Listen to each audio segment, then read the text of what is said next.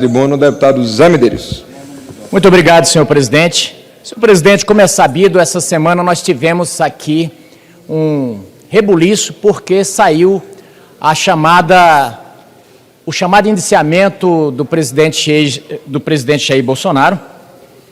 E o que se esperava, disseram que tinha tanta prova, o que se esperava era que essa montanha realmente fosse uma coisa muito horrenda de resultados, né? O Brasil acompanhou estarrecido esta semana a denúncia do senhor Procurador-Geral do Ministério Público Federal, que traz um conjunto de informações sobre a ação de uma organização criminosa que atuou e atua no Brasil e que, principalmente nos últimos anos, trabalhou no sentido de desmoralizar o sistema eleitoral brasileiro e tentar, através da violência e da força, subverter o resultado da urna e, através de um golpe, colocar na presidência da República o candidato que havia sido derrotado.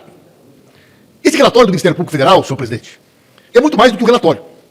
Ele é uma espécie de relato cronológico do modo que trabalhou esta organização criminosa, chefiada pelo ex-presidente Jair Bolsonaro, pelo general Braga Neto, general Quatro Estrelas, que foi seu candidato a vice, e que traz, senhor presidente, detalhes que não deixam dúvidas sobre a maneira que esse grupo criminoso agiu no sentido de desmoralizar a democracia e principalmente o sistema eleitoral brasileiro, e que culminou com a tentativa de golpe do dia 8 de janeiro. Mas a gente vê que a montanha pariu um rato. Eu poderia fazer um discurso político aqui, mas eu quero ser o mais técnico possível. E eu fui buscar na inteligência artificial. Eu pedi, deputado Coronel Meira, essa nova inteligência artificial, o Grok, para que fizesse uma análise da peça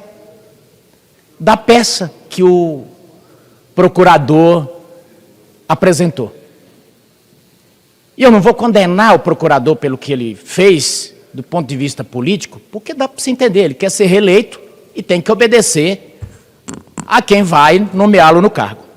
Mas vamos ao que a inteligência artificial falou sobre a peça. Começa dizendo o seguinte: excesso de discurso e falta de objetividade.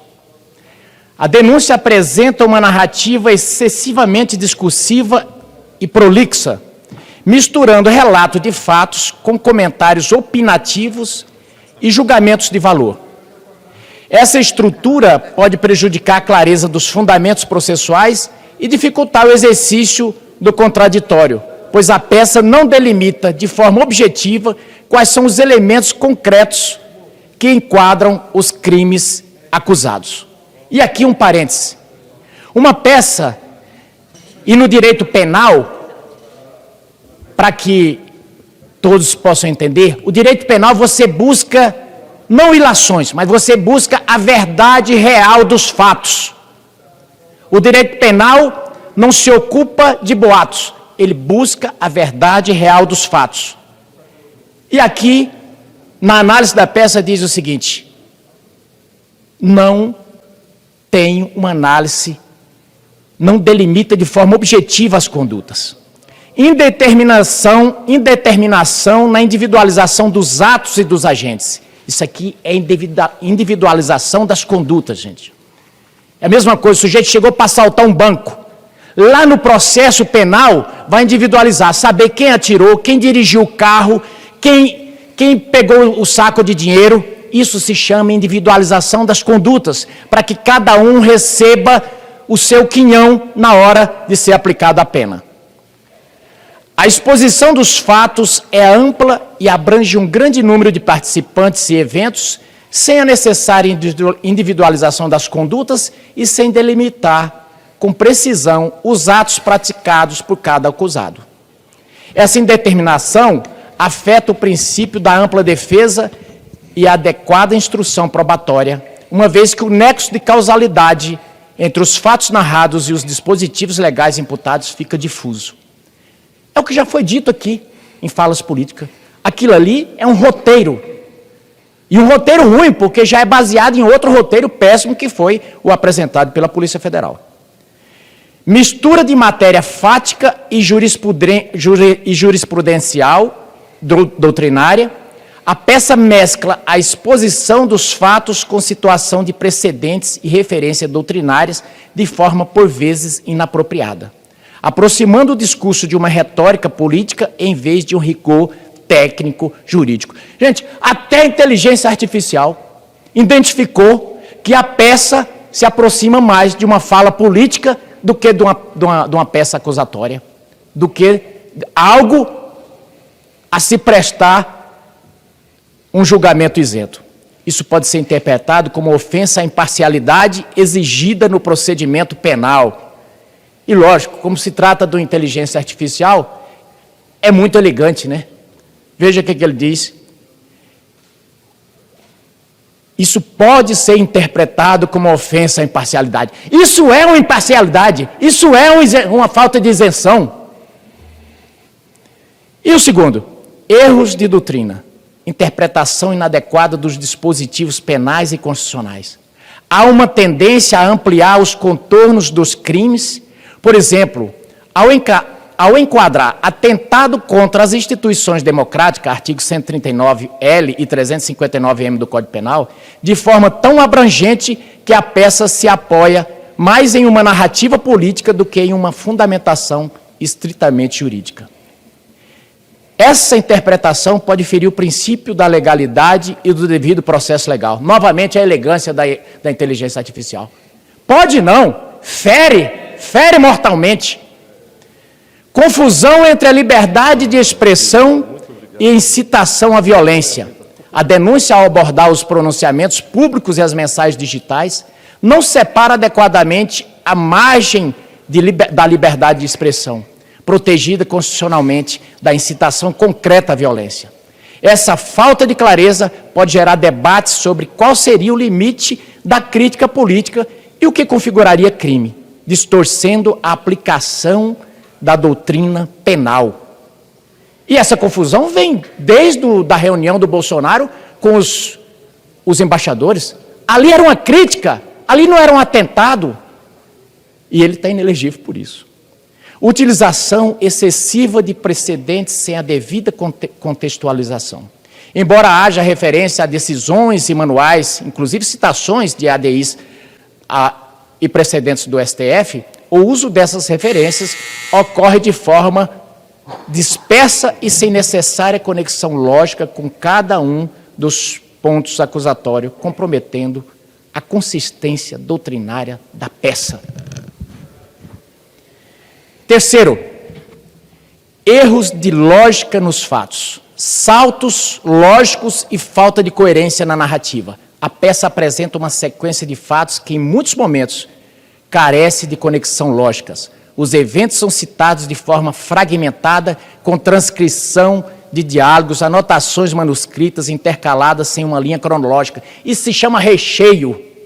Isso se chama recheio. Isso se chama você usar a criatividade para poder chegar ao fim que você pretende. Em diversos trechos, o documento adota conclusões que extrapolam o que os elementos probatórios permitem afirmar. Por exemplo, a tendência de imputar a todos os envolvidos a mesma intenção de romper a ordem constitucional. Uso de elementos retóricos emotivos em lugar de provas. A insistência em reproduzir discurso público a transcrições convexas. Embora não possa servir como indício, é feita de forma a se destacar. Gente, isso aqui é o mais isento possível. Isso aqui não tem emoção humana, isso aqui não tem lado político, isso aqui é uma análise técnica do inteligência artificial. Quarto, e só um pouquinho, senhor presidente, para eu terminar aqui, porque isso aqui é muito importante. Incongruências cronológicas e temporais, datas conflitantes e ambiguidades na linha temporal. A denúncia menciona datas que vão de 2021 a 2023, e inclusive utiliza o marco de 18/2, que foi o dia que ele protocolou a peça. Usa isso como referência sem esclarecer adequadamente o início e o término das atividades supostamente criminosas. Essa falta de delimitação temporal compromete a avaliação dos elementos como a consumação e a tentativa dos delitos. Inconsistência nos metadados dos documentos, vários arquivos apresentados anotações, documentações digitais e transcrições, possui datas de criação e modificação que, em alguns casos, não se harmonizam com a ausência. Nada se harmoniza, porque é um recheio.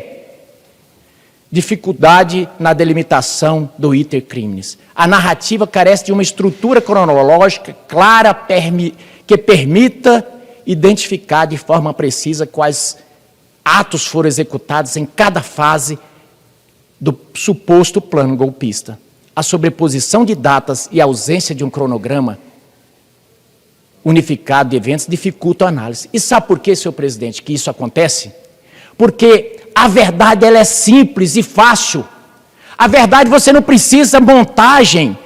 E ela é muito clara de qualquer um entender. Agora, quando a coisa é mentirosa, aí você precisa de muita coisa. Por isso que aquilo é maior do que um vade-mecum. É uma coisa que serve para encosto de porta, para calço de caminhão, de tão grande que é. Eu conheço um grande jurista que ele disse: quando eu tenho a verdade do meu lado, eu não preciso mais de que 10 laudas. E não precisaria, porque a verdade ela é clara. Mas quando não, aí você precisa encher de coisa. E já caminhando para o final, senhor presidente, a peça acusatória analisada revela graves fragilidades, tanto no aspecto processual quanto na fundamentação doutrinária e lógica. A redação peca pela prolixidade e pela mistura de narrativas. Há erros de interpretação. A narrativa dos passos apresenta lacunas, e essas lacunas foram preenchidas, como eu já relatei aqui. Incongruências temporais e ausência de limitação. E aí, senhor presidente, eu encerro dizendo o seguinte: para que serve essa peça? Serve simplesmente como preenchimento da formalidade que se quer. Porque, como eu disse ontem aqui, de forma irônica, hoje o Ministério Público deixou de existir, como de fato, como está na Constituição, como está de fato no nosso arcabouço legal. Senhor presidente, o que há hoje é o seguinte: é a vontade do ministro, e essa vontade é pessoal.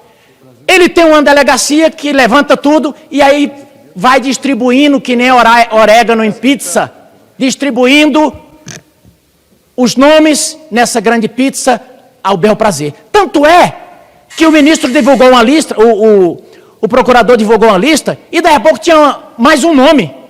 Provavelmente recebeu um telefone falando: coloca esse nome também. Sabe o nome de quem? O nome do Paulo Figueiredo. Por quê? Porque ele enche o saco e não tem como ser pego, ele está lá nos Estados Unidos. E agora, o que acontece? Isso pode dar problema para essas pessoas. Porque nesse costume, minha avó dizia, o costume do cachimbo é que entorta a boca. O que aconteceu? Resolveram fazer isso, não só aqui, não, vamos fazer nos Estados Unidos também. E mandaram tirar o Alan dos Santos, da Humboldt, lá nos Estados Unidos. Mandaram desmonetizar o canal dele, lá nos Estados Unidos. Mandando carta rogatória, andando pelos canais legais, não. Mandaram um e-mail direto do gabinete do ministro Alexandre, lá para Humboldt, na Flórida. Sabe o que aconteceu? Eles pegaram isso e entraram com um processo contra o ministro Alexandre de Moraes. Eu estou só relatando, não estou fazendo uma crítica. Eu até entendo que, como os ministros, do ponto de vista que passaram a dizer, nós vencemos o bolsonarista, resolveram criminalizar essa parte do pensamento brasileiro e concentrar em Bolsonaro essa coisa para dar exemplo, para ser pedagógico, mas pode dar para a cabeça. Então eu encerro, senhor presidente, dizendo, nada do que aconteceu aqui tem a ver com condutas. Isso aqui tem a ver para mostrar para os outros. Eu corto a cabeça desse e os outros ficam quietinhos. Quando o Ibanez foi afastado, não é porque o Ibanez fez isso ou aquilo, não. É para mostrar para os outros governadores. Baixem a bola. Se alguém, um de vocês, eu afasto também. O comandante da PM aqui, a mesma coisa. É para mostrar para os outros 27, presidente. 27 comandantes da PM, para os outros 26 comandantes da PM, de dizer assim, se mais um comandante levantar a cabeça aí, eu mando prender. O secretário de segurança que foi preso aqui, ele nem estava aqui, estava nos Estados Unidos. Por que eu estou te prendendo? Para mostrar para os outros. Baixa a bola, porque quem manda aqui, somos nós. E eu ouvi essa semana uma coisa interessantíssima. Vou contar o milagre, não conto o santo e encerro, senhor presidente. Dizendo o seguinte: o Ministério Público tem que ficar aí mesmo. Porque o poder de investigação deles foi dado por nós. E se não fizer o que nós... Se não fizer a coisa direito, leia-se. Se não atender o que nós estamos pensando, a gente caça isso aqui. Porque o Congresso não aprovou o poder de investigação deles, não. Eles nos devem.